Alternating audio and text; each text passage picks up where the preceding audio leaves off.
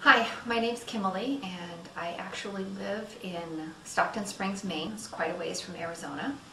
And I was first diagnosed with breast cancer this past summer in August.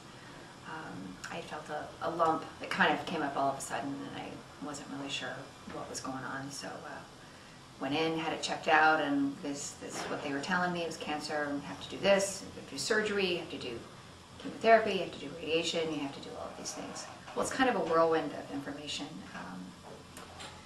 It was really difficult to receive that information. I mean, I'm 47 years old. I have 3 children, and they're young yet. I mean, 14, 12, and 11. I mean, they still need their mother around. So I knew that the traditional path, recommended path of all the treatments of chemotherapy and radiation were not the right path for me.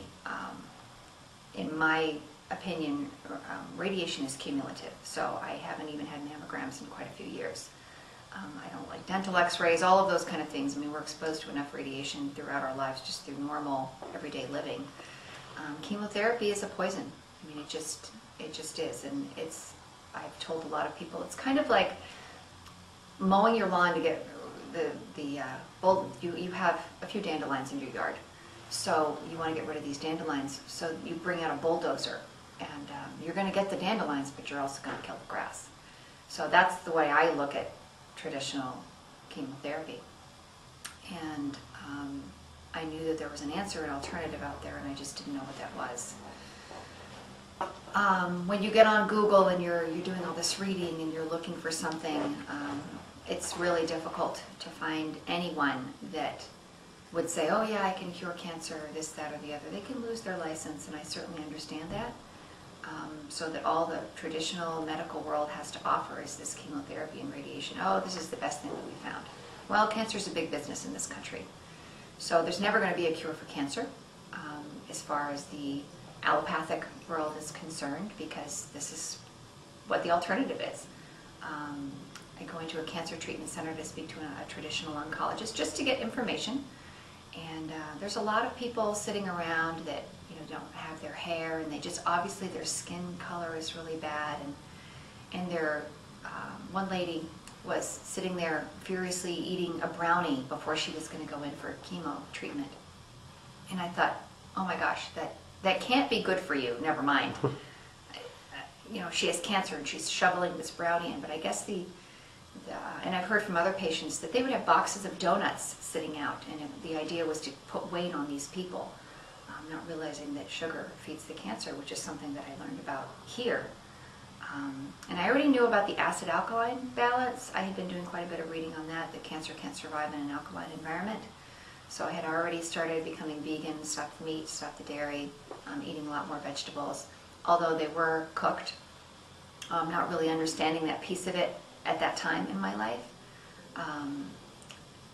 But I had seen a couple of YouTube videos about Dr. Lodi, and I thought he was really interesting and a very passionate, dynamic speaker, and it was refreshing actually to find someone who was as passionate about their beliefs as I was or am. So I ended up calling the clinic. I thought, well, what have I got to lose? And I talked to a staff member here, and Colleen was a staff member. She's a new patient coordinator that ended up answering the phone, and I must have talked to her 5 different times. I'd have this list of questions, and she'd answer them all, and then I would call back a couple of days later with a new fresh set of questions, always patient, always willing to, if she didn't know the answer, they would find the answer. I had some basic knowledge of supplements before because I had been trying to fix this cancer myself, supporting my body nutritionally. And I spoke with Julia, who's the supplement queen here, and she was also very helpful, encouraged me to email her with all of my questions, and she was researching all the information and getting back to me. So everyone has been really nice, and Dr. Lodi called me a couple of times, and usually you don't have the doctor call you, it's somebody from the staff or a nurse or somebody like that. But he actually called me in person a couple of times.